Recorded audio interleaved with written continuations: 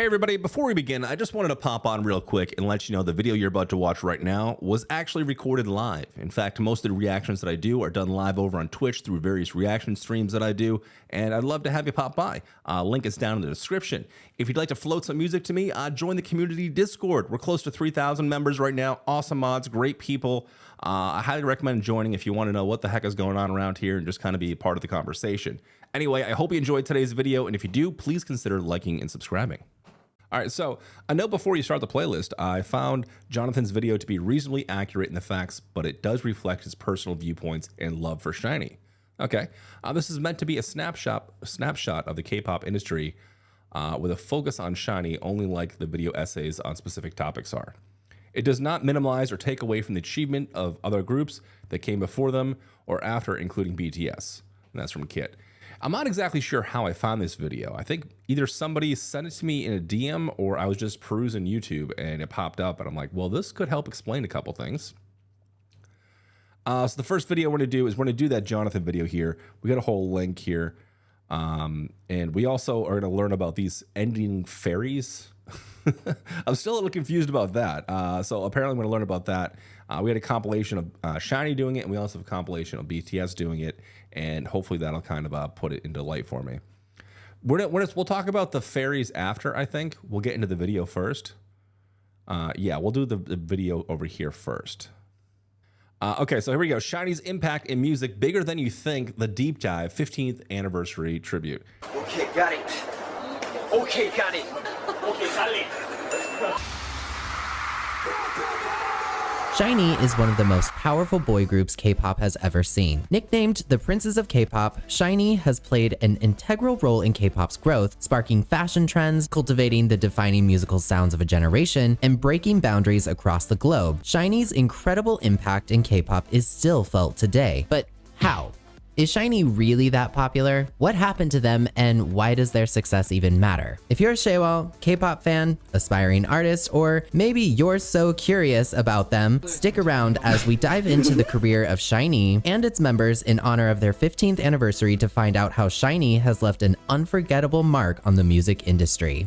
Okay, so if it's a 15-year career, I'm assuming they got to be at least, what, first-gen K-pop, right? Or first or second-gen? I would assume, right? What's up, friends? I'm Jonathan Miller, and welcome back to Jonathan Miller Music, where we help each other become better artists. Hi, Jonathan Miller. Has gone from barely promoted rookie group to a force to be reckoned with, not only within K-pop, but within the entire global music industry. The CEO of Abbey Road Studios once compared SHINee to the Beatles when they became the first K-pop group to play a solo concert in London. President Barack Obama said young Americans had taken more of an interest in Korean culture and language because of groups like SHINee at the 2017 Asia Leadership Conference. Responsible for several viral memes and creating staple K-pop hits with songs like Ring Ding Dong, Lucifer, and Sherlock, SHINee has played a major foundational role in the spread of the Hallyu wave, and that role can still be felt in today's K-pop world. But before we get into the video, I want to explain a few things, because I would rather do this video right and have it get seen by 5 people than be careless doing it wrong and having it seen by hundreds of thousands of people. First and foremost, this is an essay-style video, meaning we will be talking about Jonghyun, his life, his career, his death, mental health, and other sensitive subjects because they're relevant to the points I'll be making later on in the video. Okay, so this is it's gonna go into all that stuff. So if you have an issue with that and you don't want to hear about it, and you're watching this later, yeah, I urge you just to click off this video. But if you're down for it and you want to learn with me and watch my reaction, stick around. But seriously, be warned about this content that's coming up. Those subjects are triggering to you, or you don't want to watch another video discussing Jonghyun's death, then this is not the video for you, and you are free to click away. That's perfectly okay. All right, me and John are on the same page here. All right, we're clicking. I feel like we got a vibe thing going on. Absolutely respect that. You don't have to watch this video. It's okay. We'll see you in the next one. I bring these topics up later in the video, not for shock value, but because I believe in dismantling the stigma around mental health issues in the arts as somebody who has been on that edge before. If you've seen my video on remembering Jonghyun, or you've been with me since before 2017, you will already know that Jonghyun is one of my biggest musical influences, and his loss had a profound effect on me both personally and professionally. So that being said, this video is not going to be all sad. This is a celebration video. And while the loss of Jonghyun is sad and sometimes really hard to talk about, there have been many positives that have come from it in his honor too. SHINee will always be 5, but more on that later. Secondly, this video is sponsored, but I have made a donation directly to the SHINee Foundation and have included a link in the description if you would like to do the same. If you don't know who or what the SHINee Foundation is, that's okay. More on them in a little bit. Now, if you're still with me, I'll be sure to include that exact same link. I'm going to go and find it after this video. So if you guys are watching later on YouTube, you can click on the link of this description if you are feeling like donating to that.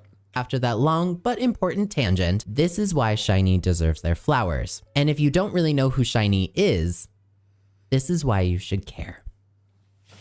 The world in the mid-2000s is a far cry from the world of today. In 2008, an estimated 1.5 billion people frequently used the internet around the world, as opposed to today where that number has skyrocketed up to 5.18 billion active users. That same year in 2008, major events were taking place that would actively shape the remainder of the decade. President Barack Obama became the first Black president of the United States. The global financial crisis hit its peak, resulting in several countries falling into recessions. The Apple App Store opened for the first time on the first iterations of the iPhone and iPod Touch. It's going to reach every single iPhone user. Twilight owned the souls of millions of teenagers around the globe to help them cope with the loss of the High School Musical movie franchise coming to an end. MySpace also reached its finale before it became an ancient relic of the internet. YouTube only had an active 160 million users on its platform in comparison to today, where there are 2.68 billion people using the website, a 105% growth rate increase. And your boy was a sophomore in high school experiencing it all in real time. Okay, maybe that last part isn't important, but you get the picture. YouTube was a different beast in the 2000s. Video replies were a thing, music video parodies, or parodies in general, dominated the platform, most of which have not aged gracefully. Music videos in general were starting to make their way onto the platform as social media began to influence pop culture much more directly. However, this created a problem for the music industry, which had traditionally only run music videos on television, and it was already hard at work trying to fight things like illegal downloads of music, courtesy of things like LimeWire. The music industry was going head to head with the digital generation, and it was kind of slow figuring out how to deal with it. A few ways the industry fought illegal downloads. Remember, streaming, even the term itself, wasn't much of a thing back then, was manipulation of the music itself. The ultimate goal of record companies is obviously to get people to buy records. Go buy the album. Well, with the rise in illegal downloads and a worldwide recession, album sales in general were declining. So in order to protect the official album versions of songs, labels and producers got a little bit inventive. This manifested itself in ways like the mid-2000s producer tag at the beginning of a hit single, or sponsored products in music videos. It showed up in random breaks during the music video to prevent people from downloading the video, removing the song, and uploading it illegally as an MP3, which of course they did anyway. I mean, we were full on coding HTML on MySpace like it was nothing. It also manifested itself in having the music video version of a song be a remix, different from the official album version. Sometimes they went as far as slightly pitch shifting. Dude, I remember like building websites, and I used to have a lot of fun doing this right when MySpace was at its kind of peak and everything, and trying to get a thing. And I remember like sitting in a room for hours with like 2 or 3 other people, like learning HTML and doing like micro movements that was like coding just to make that website look as cool as you wanted. Now it's just so plug and play. Like we literally spent, dude, I must have spent months, for hours every day trying to learn HTML. It's just funny how the technology changes. But yeah, so I mean, if we were doing that, we could easily edit a video or edit a song or whatever. I never really did. At this point, I was still a huge fan of physical media. You know, I liked going to, you know, my local record shop or whatever and picking something cool up. But now it's just like obliterated. It's kind of sad, you know? The song on the music video when uploaded to YouTube. Vivo became a thing in 2009, which was a place on YouTube where artists who were signed to labels could upload their official music videos where the thumbnail had the Vivo tag, so you knew it was the official version. Billboard, for example, didn't factor in YouTube videos for chart consideration until 2013. So strictly speaking, official music videos back then on YouTube were almost purely for promotion. And you can promote your music videos with DistroKid. DistroKid is a fantastic music distribution platform built by... All right, we'll get over that in just a second. You know, it's funny to think about that too, because by 2013, like there wasn't a whole lot of music videos out there. By this point, we had like MTV, and then in the cable industry, like they had like 5 or 6 different variations, MTV 2, 3, 4, whatever. And only like a select few of them would actually play music videos anyway, you know? So I don't know. Artists and music lovers for... Oh, is a sponsor section? Okay, what is this for? Artists. They help artists like you and me get our music up on streaming platforms like Spotify, Apple Music, Tidal, and even here on YouTube. For one small yearly price, you can distribute as much music as you'd like and even get access to a whole bunch of other helpful tools and services too. Yeah, there's gotta be ways around that. I'll fast forward through this. They're not paying me.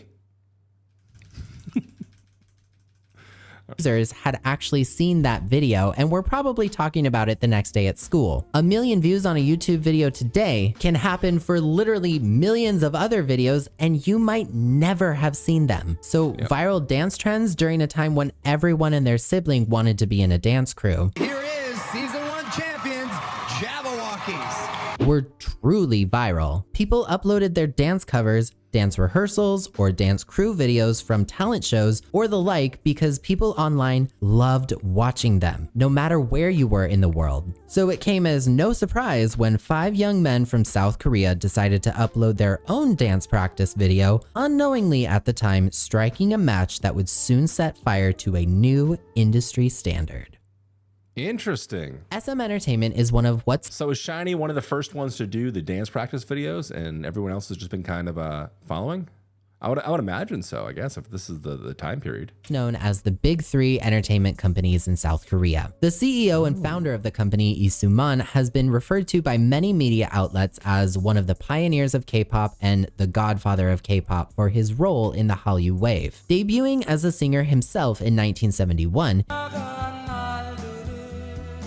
Lee Soo-man earned his master's degree at California State University, Northridge during the 80s. It was during this time in the United States where he witnessed the rise of MTV and music icons like Michael Jackson, Madonna, Whitney Houston, and more firsthand. Returning to Korea in 1985, Lee Soo-man continued working as a DJ until 1989 when he finally had enough money to establish SM Studio. Lee Soo-man's vision of what K-pop could grow to be was directly influenced by his experiences in the USA. His goal was to not only develop the Korean pop music industry, but also make it so strong it could become a global phenomenon, akin to the way European and North American acts dominated the global music industry. While certainly not a perfect person, being involved in embezzling controversies and famously locking boy group TVXQ members into 13-year-long contracts, Lee Soo-man had a vision for K-pop, and I will at least give him credit for sticking to it. Seoul Boys, whose member Young Hyun-suk would eventually go on to form another Big 3 entertainment company, YG Entertainment, is largely and historically credited with pioneering the inclusion of rap in K-pop hits. This is largely why YG idols and groups today tend to be especially gifted in rap and hip-hop, as it's a staple of the company's foundation. Seoul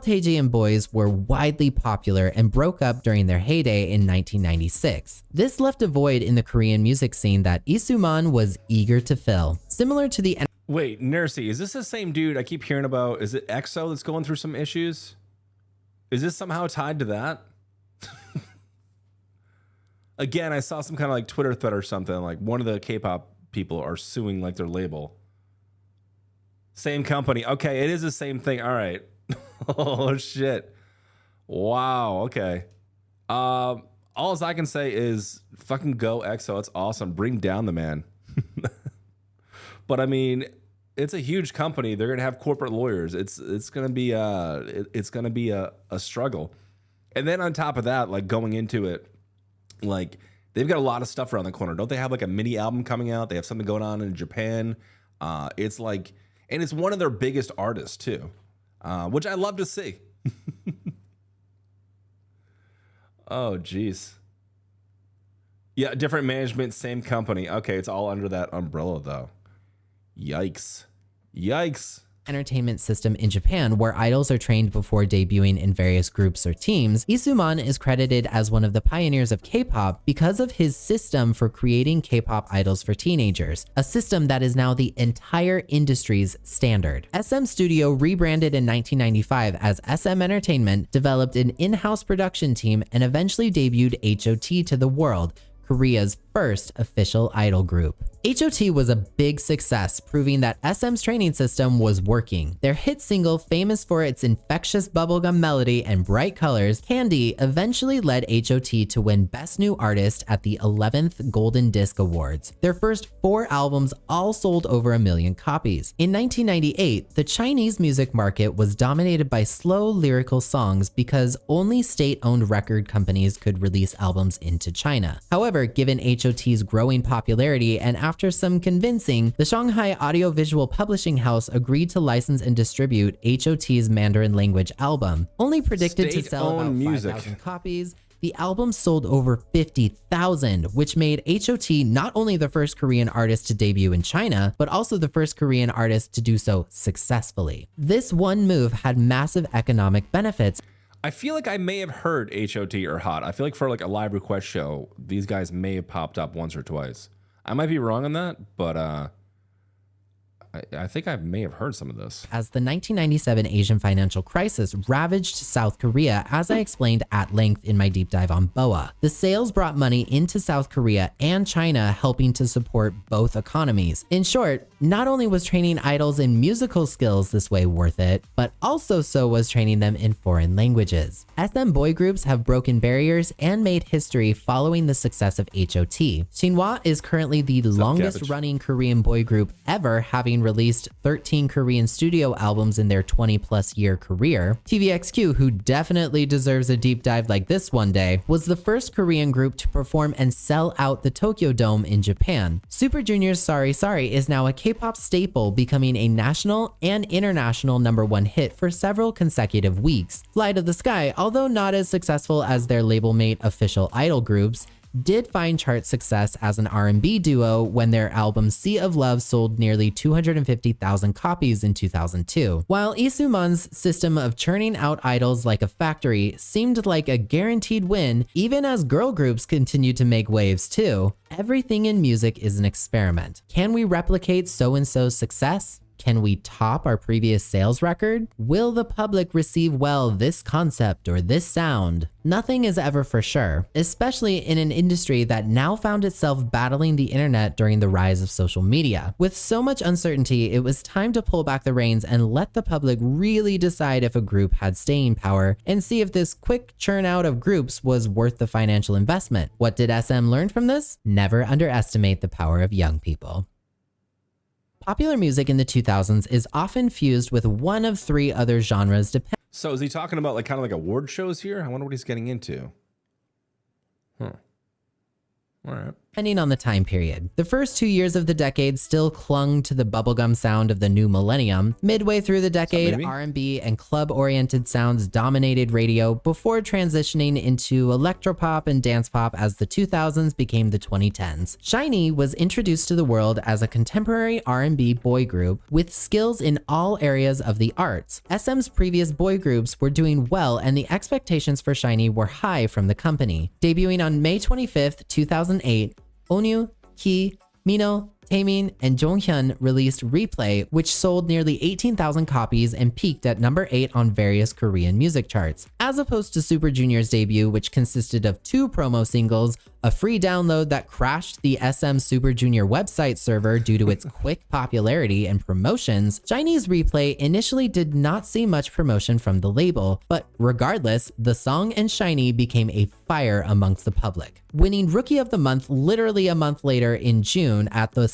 World Digital Music Awards, SHINee dropped their first full-length album, The SHINee World, and its title track, Love Like Oxygen, which sold over 30,000 copies in August, and nabbed them their first first music show win on Korean music shows. SHINee's vibrancy, high-top sneakers, and colorful skinny jeans sparked an immediate fashion trend in South Korea, appropriately dubbed the SHINee trend by the media. Colorful skinny jeans became a popular fashion trend among millennials around the globe, as evidenced in other music videos, yearbooks, and the comment sections on TikTok, where some of y'all make fun of millennials wearing skinny jeans as you sit there wearing fashion inspired by the 70s and early 2000s and think we don't notice. I feel attacked, John. I feel attacked. All right? I thought we were getting along, John. We had a thing going on. I don't get the skinny jeans thing. I never got into it. I'm a little bit older, you know. I'm more of a Jenko's man, all right? I want to be able to fit a full-size bicycle in my pant leg, all right? Skinny jeans, I don't know, dude. It's just not a look that I've ever... You know what it is? I think it's the fact that I just don't have a butt, and I'm all leg, you know? So it just makes me look like a very large man walking around on toothpicks. Damn it. We were getting along.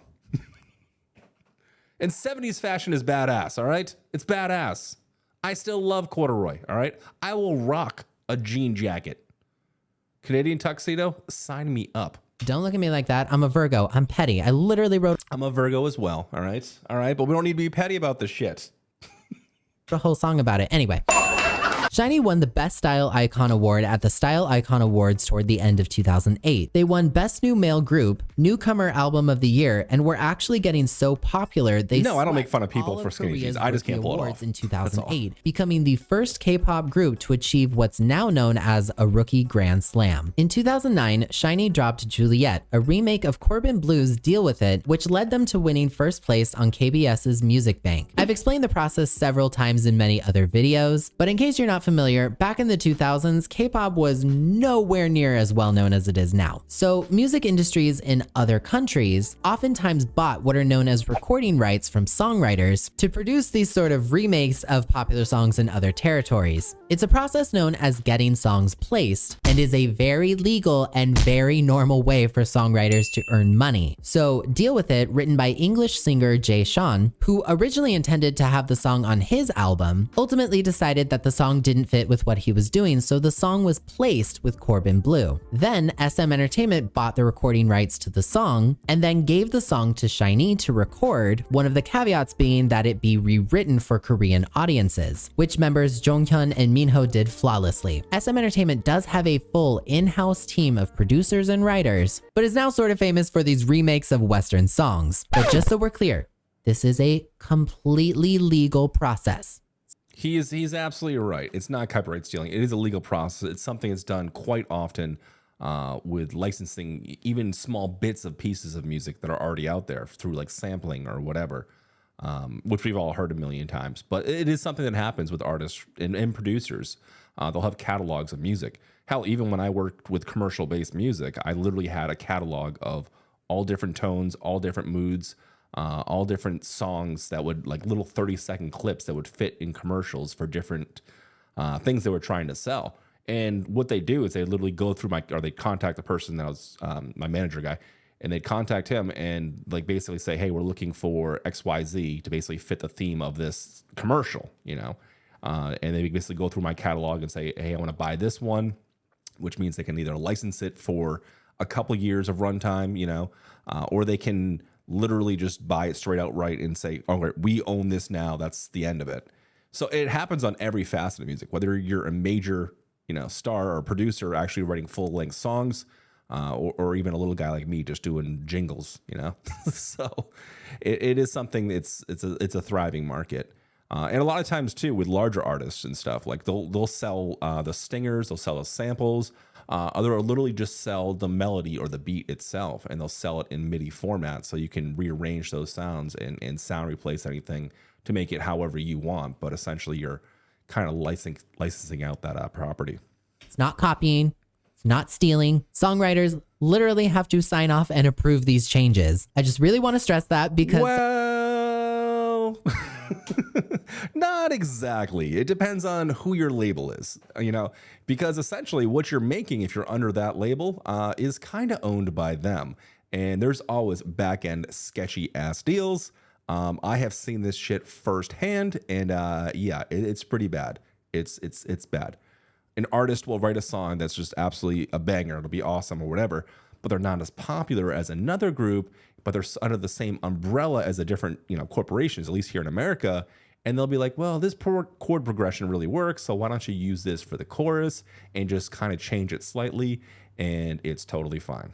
This happens all the time. Sometimes people hear about this process, or they learn that such and such song is a cover or remake, and they think it's a big scandal or tea or gossip. And I hate to break this to you, but it's not that deep. Anyway, the five men continued their success streak, dropping Ring Ding Dong in 2009. The song has evolved into a bit of a meme among the K-pop community and was initially... Yeah, I have zero issues with remakes or reimaginations or whatever, as long as the original artist is one, okay for it, and two, gets compensated in some kind of way, or if they just sign it off for an artist they enjoy or whatever. I'm not okay with the label saying, you're not selling as well, but they're selling as well, but you wrote a good song or a good part, so we're gonna basically take that formula and just push it towards what's selling. Criticized for its heavily repeated lyrics. The song is so catchy that it has been voted as the #1 banned song to listen to by students in Korea studying for their college entrance exams. Memes aside, the song has also become a K-pop staple song. It charted at #1 on several Korean music charts, became the most viewed video on YouTube in South Korea in October 2009. It charted on the Billboard World Digital Song Sales chart for 9 weeks. Its lyrics have been featured. What's the meme? What's the meme? Can somebody send me the meme? I've heard Ring Ding Dong. Yeah, Ring Ding Dong. I think it's catchy. It's catchy. It's oh, that's right. It's like a Rickroll. Okay, I remember. In an exhibition at the National Hangul Museum, and most importantly, it began an important musical shift for SHINee and for K-pop. 2010 saw songwriting queen. I didn't know if it was like an actual meme too, like an actual like photo of something. BB Rexa at 17 years old writing down an idea one night that eventually became one of K-pop's biggest hits, Lucifer.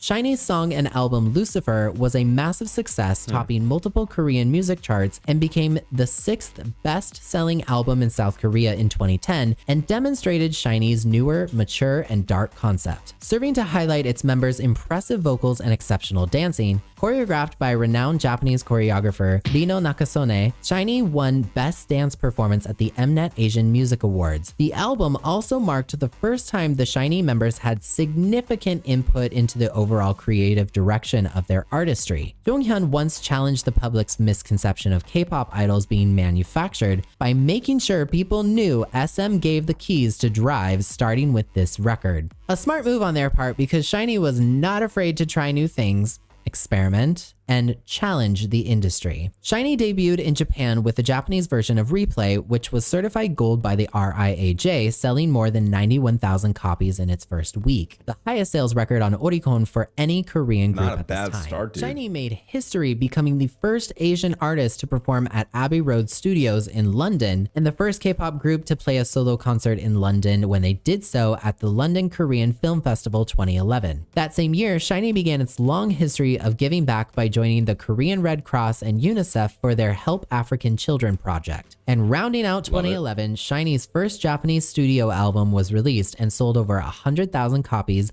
also being certified gold by the RIAJ. Spearheading the charge in the heat of K-pop's second generation, SHINee's 4th mini album Sherlock became the 5th best-selling album of the year in 2012. Its title track, a mashup of 2 new songs on the album, demonstrated how daring SHINee was proving to be, combining New Jack Swing, hip-hop, dance pop, and brassy explosions as K-pop's first hybrid remix track. Sherlock is frequently included in many best K-pop songs lists from places like Billboard, Melon, Rolling Stone, and more. It reached... Okay, I need to hear this song. Sherlock, the video does not look familiar to me, but this mix sounds incredible. Number 4 on Billboard's World Digital Song Sales chart and was nominated for Song of the Year at the Mamas in 2012. SHINee's first Japan tour set a record for most people in attendance to a Korean act's first Japan tour with over 200,000 people. Their hit, Dazzling Girl, was chosen to be the theme song for Japanese TV show Tsukiri. Its follow-up ballad, Sennen Zutto Soba ni Ite, became a top 3 hit in Japan as well. The following few years would prove that SHINee had staying power. SHINee's third Korean album, split into 2 parts, Dream Girl and Why So Serious respectively, saw the members experimenting with musical genres as K-pop became more known outside of Asia, in large part due to Psy's viral hit Gangnam Style. SHINee won Artist of the Year at the Melon Music Awards. Forbes included SHINee on their Korea Power Celebrity list in 2014. They were the only Korean artist invited to China's popular Lunar New Year program. View, a song co-written and produced by member Jonghyun, became the most watched K-pop music video in the world in May 2015, and once again saw SHINee experiment with new genres. Its accompanying album, Odd, reached #1 on Billboard's World Albums chart. Their 4th full-length Japanese album went #1 on Oricon. They held numerous successful tours, fan meetings, and concerts across Asia, and by 2017, SHINee ranked 8th in Japan for concert attendance numbers with roughly 539,000 attendees. You know, that doesn't surprise me. I've seen quite a few live clips of SHINee in just watching the Shallows, right? That's what they're called, the fans. The interactions are wild, and some of these stadiums that I've seen them perform in is astronomical. But it sounds like SHINee kind of came out swinging. Like they came out right away. They had pretty much a gold single on their hands. But what I really respect about them, besides just the talent and everything, is it really comes down to what they're doing creatively, and what the risks they're willing to take with, you know, mixing genres of music together.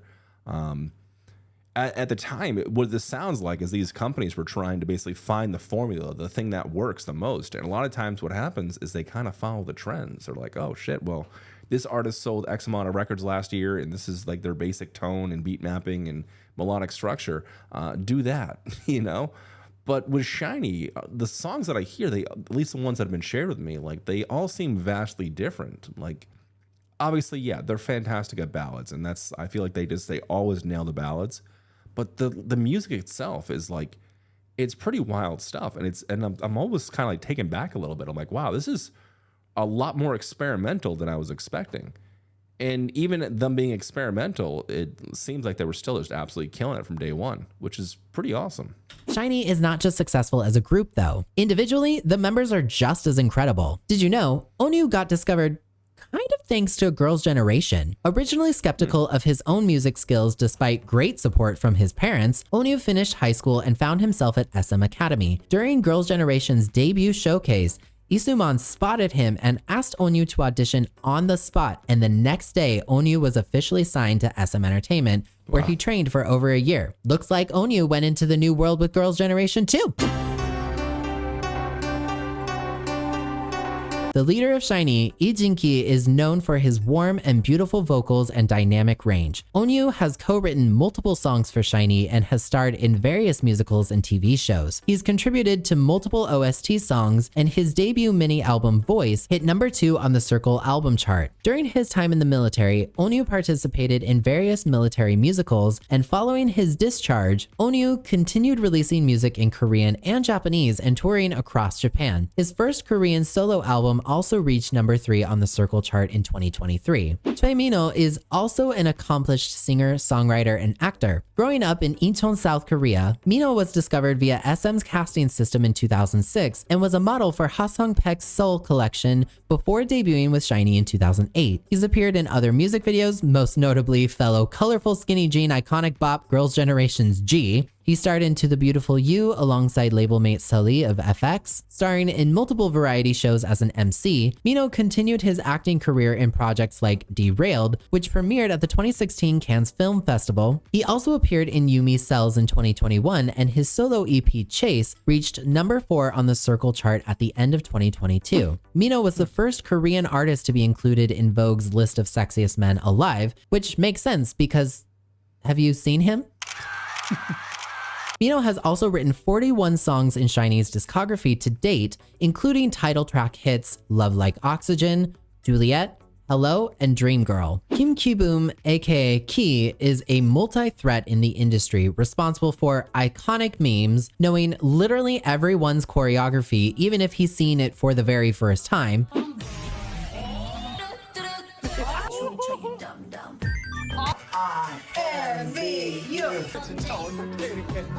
His variety show memories and unbelievable talent. Primarily raised by his grandmother, Key competed in many water skiing competitions in middle school before successfully auditioning at SM's national audition tour. After debuting with SHINee, Key appeared alongside his label mates in various activities like Sha Junsu of TVXQ, Girls' Generation, Ituk of Super Junior, EXO, and BoA. Appearing in the Korean production of Broadway musical Catch Me If You Can, he has had several acting credits, including the NBC drama The Guardians, for which he won Best New Actor in 2017. As a solo artist, Key has collaborated with Years and Years, Taeyeon, Soyu of Sistar, Soyeon of G-Idol, and many others. His debut album, Face, was listed as one of the best albums of 2018 by many Korean publications, and his follow-up album, Gasoline, was also selected as one of the best albums of 2022 by Idology. He is a fashion designer and is a fashion director at SM Entertainment, creating numerous iconic tour looks for SHINee and the style concept for View, as well as his solo albums, of course. He's been a successful host on variety shows like Amazing Saturday, and his viral recipe for black tonic tea soju contributed to an 83% annual sales increase for the company. He also once became a special editor for Elle Korea, sharing his own lifestyle column. Taemin is the fourth multi-threat in SHINee and youngest member, debuting with the group at 14 years old. Most known for his impeccable dance skills, Taemin has quite the resume aside from SHINee. He participated in SM's first unofficial supergroup unique unit for Max Step. The single highlighted SM's best dancers at the time in collaboration with Hyundai. He would go on to join official supergroup Super M in 2019, whose debut album debuted at #1 on the Billboard 200 in the USA, selling over 168,000 copies. His debut mini album Ace went #1 in South Korea, and his Japanese debut mini album Sayonara Hitori broke the top 3 in Japan. His second studio album Move and its title track sparked a viral trend in Korea following his performance at Seoul Fashion Week. Famous, Taemin's third mini album in Japan topped the Oricon charts upon its release, and his Beyond Live online concert drew in 90,000 people across 119 different countries. He also participated in the official theme song for the 2020 Summer Olympics. Taemin has been cited numerous times by other K-pop idols as their inspiration for chasing their dreams, such as TXT's Taehyun,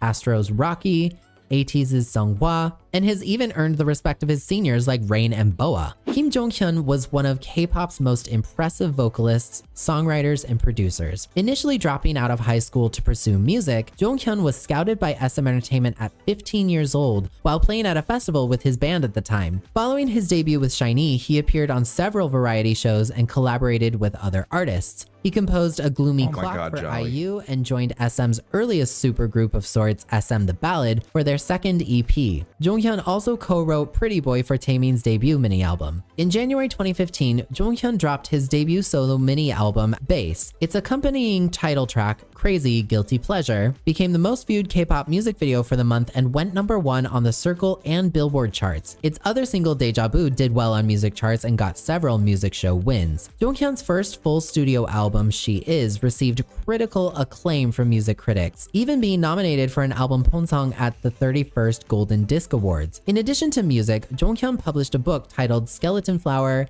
Things That Have Been Released and Set Free, discussing his songwriting experiences. He also hosted a popular radio show too. Jonghyun was voted as one of the top 5 vocalists in all of K-pop in 2015.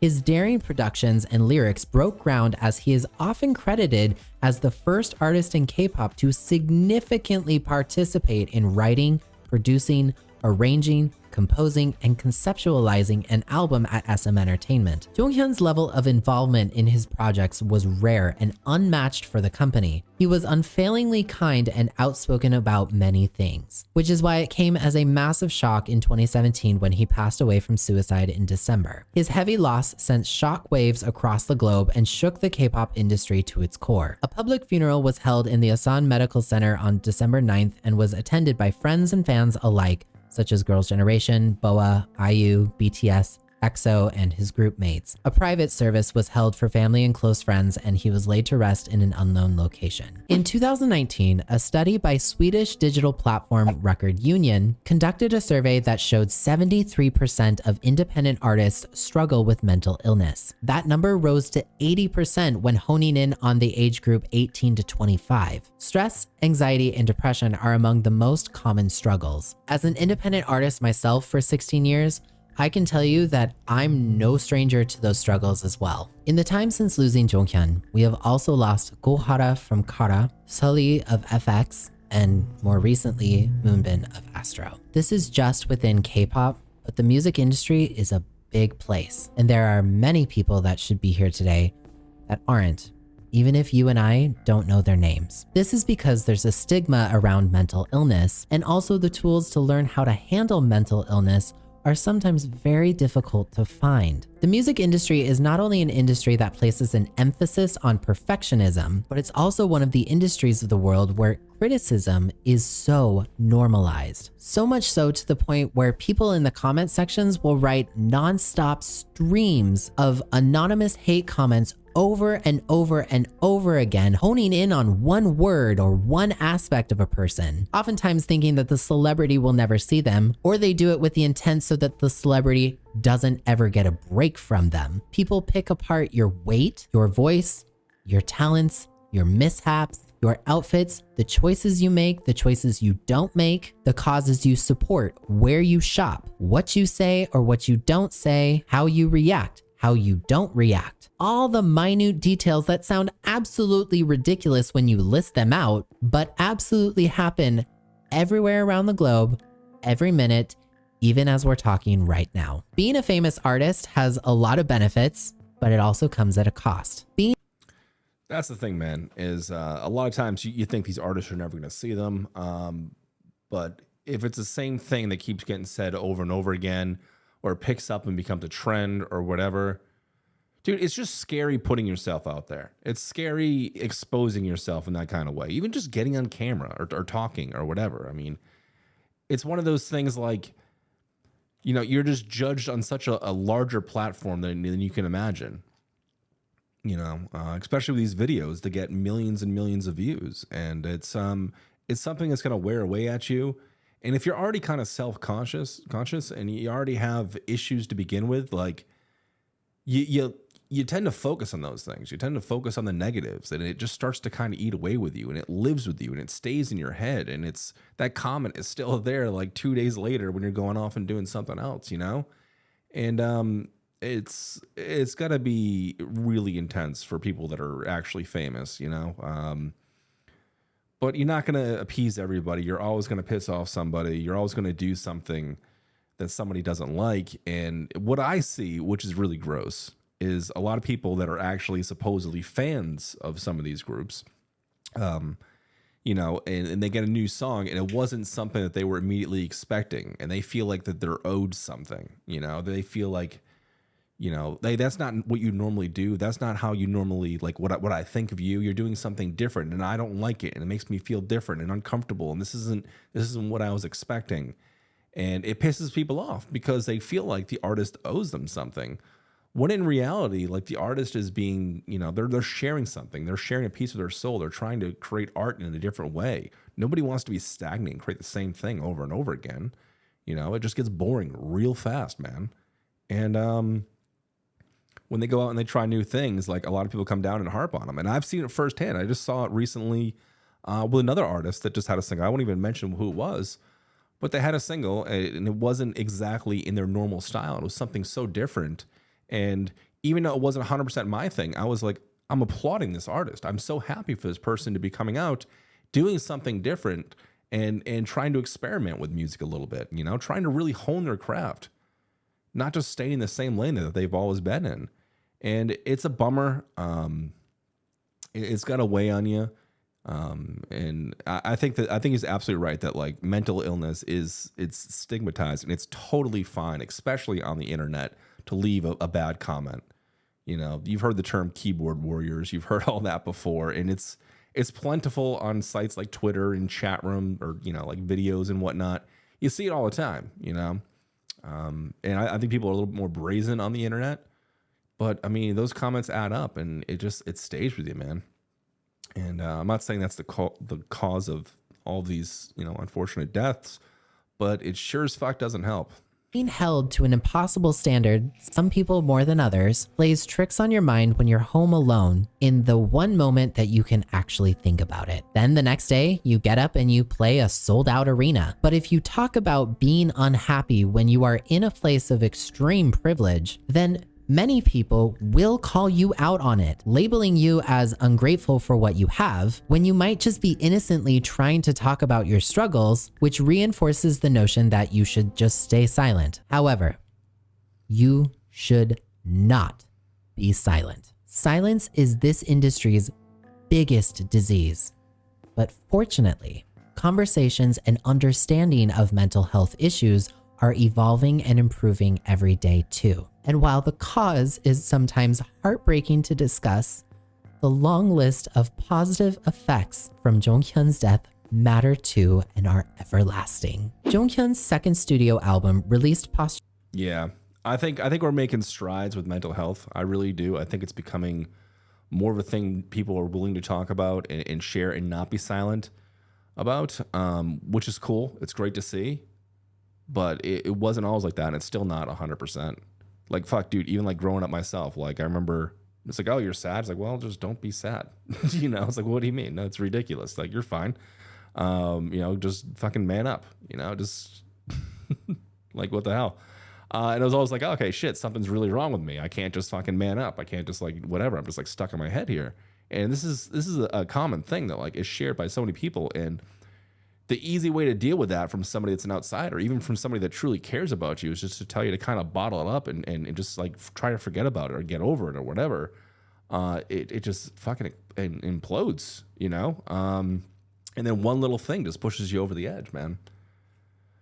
Ooh, jeez. Posthumously, as poet-artist, made Jonghyun only the 4th Korean soloist to ever appear on the Billboard 200 chart. All of the profits from album sales were given to Jonghyun's mother, and in his honor, she created the SHINee Foundation. The SHINee Foundation is an organization aimed at helping young musicians struggling with their mental health. Lee Eun-kyung, his mother, told Esquire Korea that the foundation's main goal is to establish a psychological consultation center that will give young artists a place to heal their souls of the various scars they receive from being public figures. Jonghyun's composition royalties go to funding the foundation, as they host a charity art gala every December. In other words, if you're streaming Jonghyun's music or SHINee songs that Jonghyun has written, you're doing a really good thing. And as I said earlier, I've provided a direct link in the description if you would like to join me in supporting the SHINee Foundation more directly. Okay, so it sounds like this foundation isn't a scam or whatever. I'll do a little bit of investigation, but I will be sure to check it out as well and link it to this video here. Okay. SHINee will always be 5. Because it's as 5, even now, that they've left their mark on the world. The members are funny, quick-witted, and exceptionally skilled, who've broken a lot of ground collectively and as a unit. Nowadays, K-pop fans want artists who are very much involved in their music like Stray Kids, G-Idol, 17, and more. Part of the reason that became a thing is because SHINee proved it was possible. The artistic choice is more meaningful, more impressive, and all around freeing rather than the one that is chosen for you. Inspired by the times to upload a dance routine on a horrible quality video, in comfortable clothes practicing, that one video has evolved into dance practice videos of today. Every time you watch your favorite artist post a polished video of their comeback rehearsal, however chill or with multiple camera effects, you're seeing the lasting effects from a silly decision made in 2008. Sure, SHINee's not credited, but the fact that it's not only there for you to watch, but now expected from K-pop fans today shows the echo of a YouTube era gone by. Another way SHINee has carved their name into history books is how SHINee is one of K-pop's earliest and most outspoken supporters of the LGBTQ+ community. He has not only collaborated with queer artists like Ollie Alexander, but has spoken about how fashion should not be limited to gender, something Taemin echoed in his Move choreography, in which he purposefully intended to blend masculine and feminine movesets because dance is art. Mino played a gay character on his show Yumi Cells and posted pictures on Instagram about his travels to London during Pride Month. Jonghyun most famously in December 2013 changed his Twitter profile picture to an image of a message written by a trans bisexual student that criticized South Korea's discrimination against the LGBTQ+ community when Jonghyun had about 922,000 followers. Jonghyun reached out to the person directly during what's known as the Anyang protests, telling them that as a celebrity and minority of sorts facing scrutiny,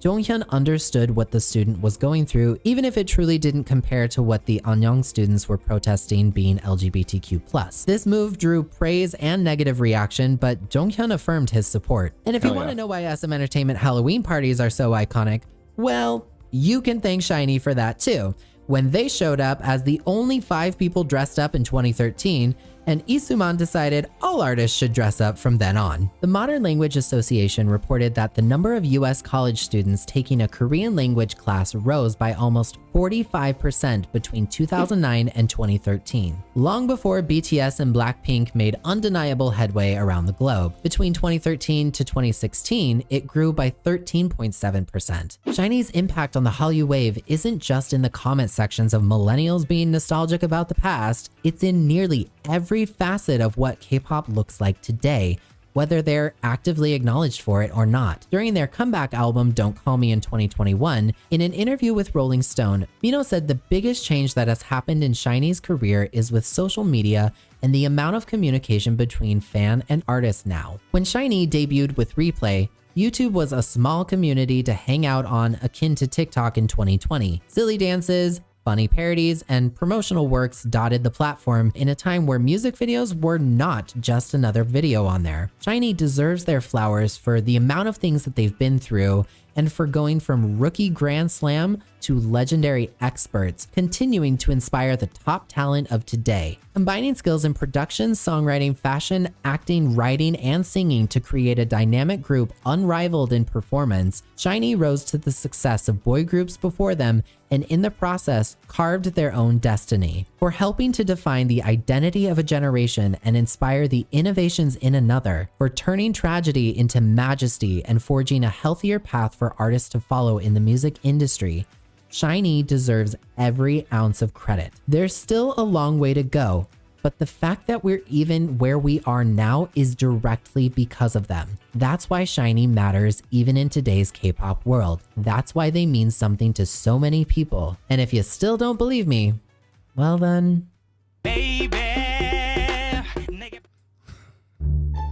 Oh, what's going on here? We're gonna pause this just for a second.